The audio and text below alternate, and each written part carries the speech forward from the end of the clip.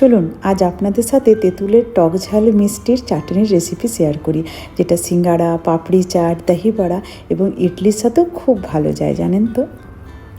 নমস্কার, আমার বিদেশে বং বৌমার চ্যানেলে আপনাদের সবাইকে অনেক অনেক স্বাগত।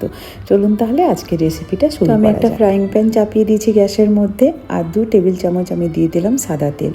তারপরে তেলটা একটু ভালো করে গরম হয়ে যাক, চারিদিকে একটু তেলটাকে ঘুরিয়ে তার চারিদিকটাতে মাখিয়ে দিচ্ছি কড়াইয়ে। তারপর আমি দিয়ে দিচ্ছি 1 টেবিল চামচ জিরে ফোড়নে। দেখুন জিরেটা আমার একটু লাল লাল হয়ে গেছে। তারপর দিয়ে দিলাম একটু হিংটা দিলে গন্ধটা খুব সুন্দর আসে। আর আমি এখানে তেঁতুলের পাল্প নিয়েছি, যেটা অলরেডি পাল্পটা করাই আছে, যে এরকমভাবে কোটোতে পাওয়া যায় এখানে পাল্প। আপনারা যদি এরকম পাল্প না পান তাহলে আপনারা পাকা তেঁতুলটা জলের মধ্যে কিছুক্ষণ ভিজিয়ে রেখে ভালো করে নিগড়ে পাল্পটা নিয়ে নিলেই হয়ে যাবে। তো দেখুন আমি এখানে পাল্পটা দিয়ে দিচ্ছি। এই পাল্পটাতে খুব সুন্দর হয়ে যায়, তাহলে তেঁতুল ভেজানোর ঝামেলাটা আর থাকে না। তো আমি এখানে প্রায় ওই 200 গ্রামের মতো পাল্পটা নিয়ে নিলাম। আর অন্যদিকে আমি একটা মশলাও রেডি করে নিয়েছি। এই যে হচ্ছে আদা গুঁড়ো, কালো নুন, নর্মাল নুন, জিরে গুঁড়ো, লঙ্কা গুঁড়ো আর গরম মশলা, এই মশলাটাই লাগবে। তো দেখুন এইদিকে আমার পাল্পটা ফুটে গেছে, পাল্পটাকে একটু একবার করে আমি নাড়িয়ে দিচ্ছি। তো আমি এখানে 200 গ্রামের মতো পাল্প নিয়েছিলাম, তো তাই আমি 500 গ্রামের মতো গুড় দিচ্ছি।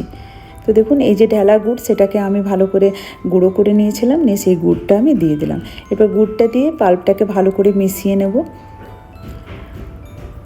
আর আমার রেসিপি যদি আপনাদের ভালো লেগে থাকে তাহলে অবশ্যই আমার চ্যানেলটিকে সাবস্ক্রাইব করে দিয়ে আমার পাশে থাকবেন, একটা লাইক করে দেবেন, আর কমেন্ট করে অবশ্যই জানাবেন আমার এই ছোট্ট ছোট্ট রেসিপিগুলো আপনাদের কেমন লাগছে।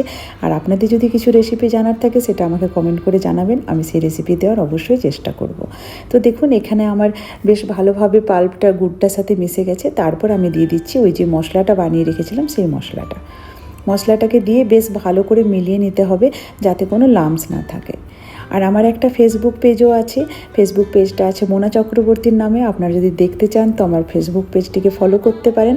ওই পেজে আমি ছোট্ট আমার লাইফস্টাইলের ভিডিও দিয়ে থাকি।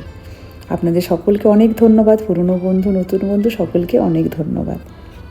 তো দেখুন ভালো করে আমি মিলিয়ে নিচ্ছি, এরপর একটু ফুটতে দিতে হবে। তো দেখুন এখানে আমার ফুটে উঠেছে, তখন আমি দিয়ে দিলাম একটু চিনি, মানে ওই 4 চামচের মতো চিনি দিয়ে দিলাম। চিনিটা দিয়ে দিলে কী হয়, স্বাদটা খুব সুন্দর ব্যালেন্স হয়, কারণ গুড়ের একটা টক ভাব থাকে, সেই টক ভাবটা কেটে যায়। তো দেখুন এরপর ফুটে যাচ্ছে। আর আপনারা কিভাবে বুঝবেন যে আপনাদের চাটনিটা হয়ে গেছে সেটাও আমি দেখিয়ে দিচ্ছি।